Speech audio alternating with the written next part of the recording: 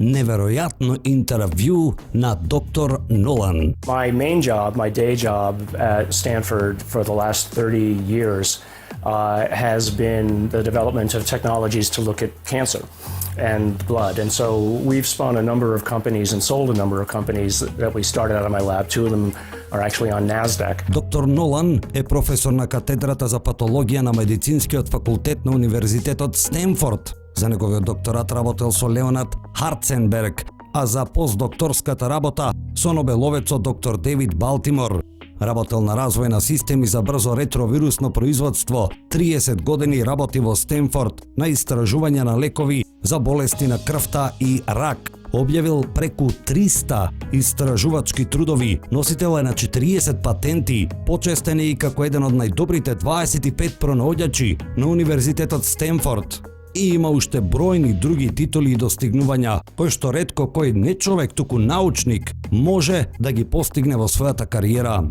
Неодамна даде фасцинантно интервју на американската национална телевизија Fox во шоуто на Такер Карлсон, насловено Такер Карлсон Today, во кое што еден час зборуваше за неидентификуваните летечки објекти, за вонземска технологија и многу други фасцинантни работи поврзани со феноменот. Some people from the CIA and an aerospace company came to me to ask me for their help on the analysis of some individuals who had encountered some anomalous objects, they said. And I mean, they came to my office unannounced and then started laying out pictures and data on the table in front of me. And I honestly thought it was a joke. I thought it was. Wait, so you're a Stanford professor, an immunologist doing medical research and building companies, and all of a sudden one day the CIA shows up at your office? Because they had asked around and said, okay, we have these people who've been injured,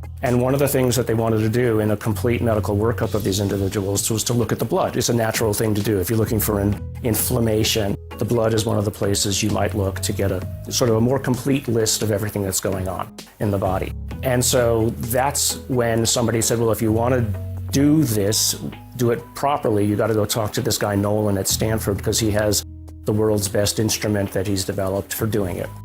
And that's what started it. I said, at first I thought it was a joke. I really thought that somebody was about to put me on candid camera and make a joke of it. But as they started showing me the data, and they were deadly serious, I tried to lure them into making a joke about it. They were deadly serious about it, because they had basically said at that point, people have died.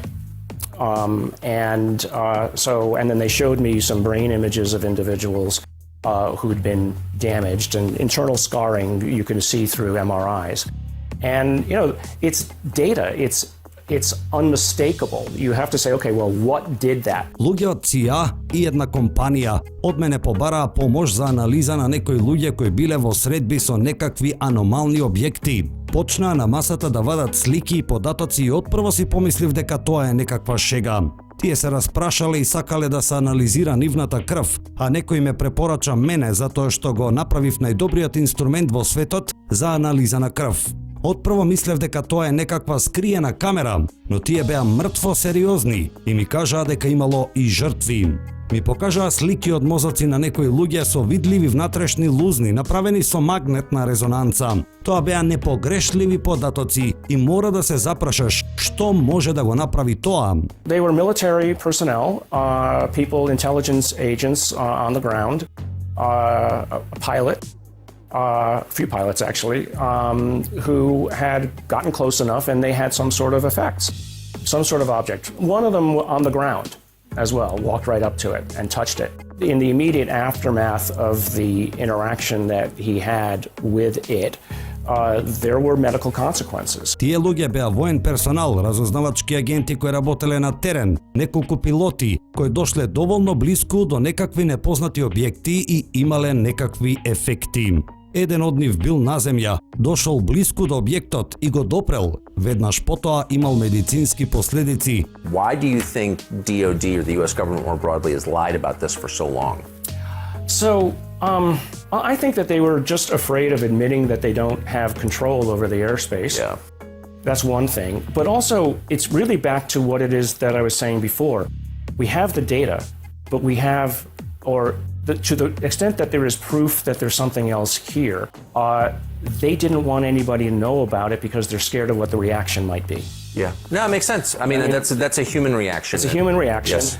But the other point is, I think that's important to realize is that when a lot of, let's say, these events were occurring and there's claimed crash materials that might have been collected, this went off to places like Lockheed and all of the big aerospace companies.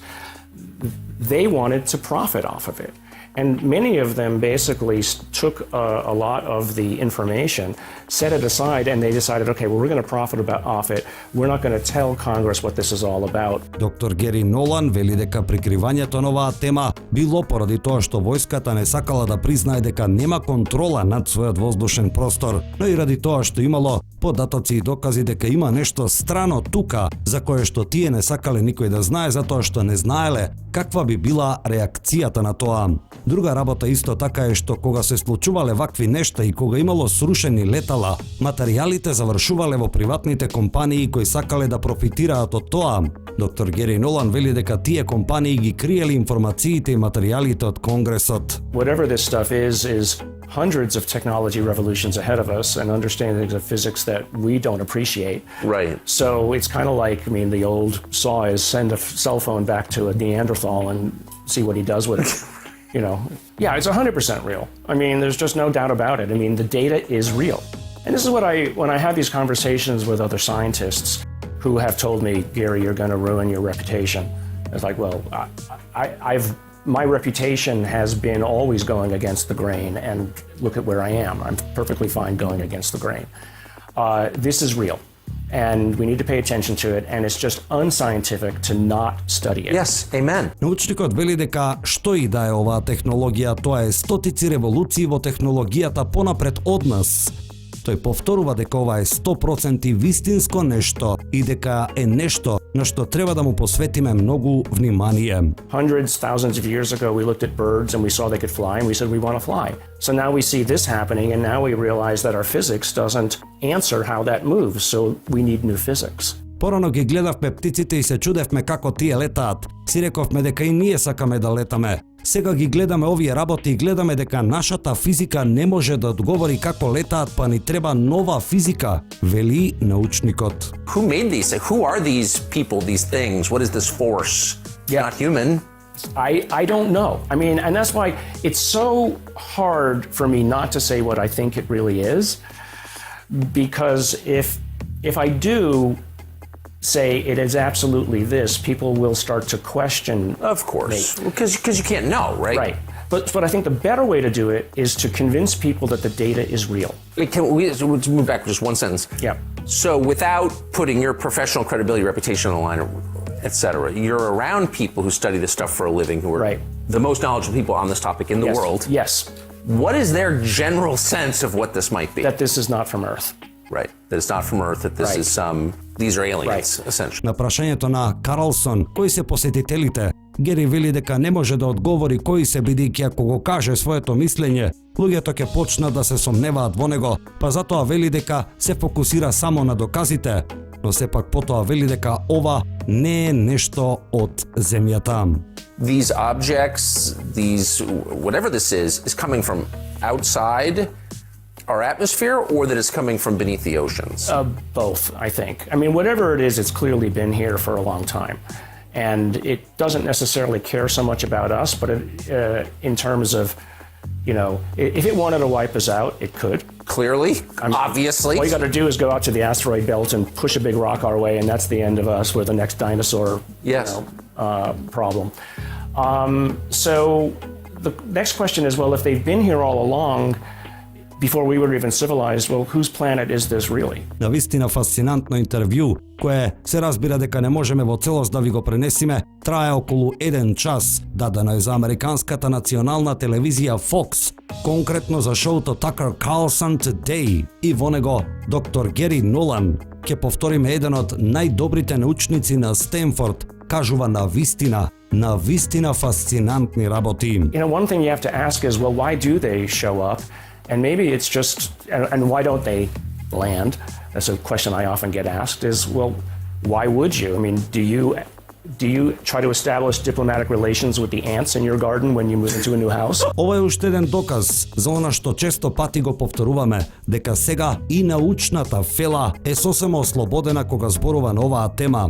НЛО феноменот повеќе не е табу тема. Само во последните 3 години во Америка се донесени 3 закони кои третираат темата. На 3 наврати Конгресот бараше од американската војска да создаде оддели за проучување на феноменот. По долго време, во јуни минатата година беше доставен и извештај за НЛО до Конгресот, а нов извештај се очекува во октомври.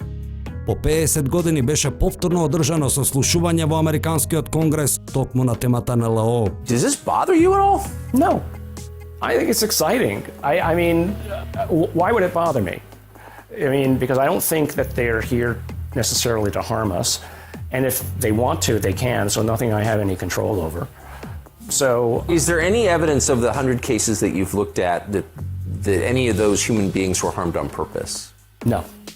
I think it's just as bad. If you happen to walk across an airfield and get in the way of the exhaust plume of a jet engine, you're going to get harmed. Ако до пред 10 години некој од научната фела се дрзнеше да зборува вака лесно за феноменот НЛО, со сигурност ќе си ја уништеше кариерата, ќе беше предмет на стигматизација, а неговата репутација и кариера дефинитивно ќе беа завршени. Но денес повеќе не е така.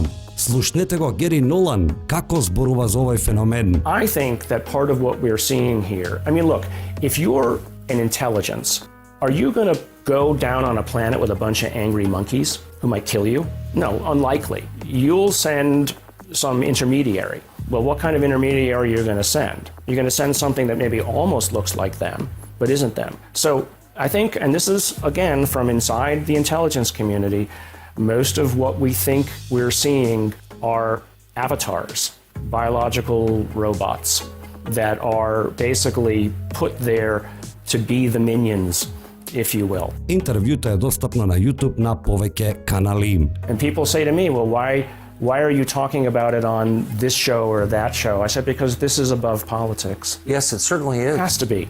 You know, and if we can't talk about this in a non-political way, then why are we bothering with anything? We might as well just silo ourselves and build walls around everybody. That's how I think about it.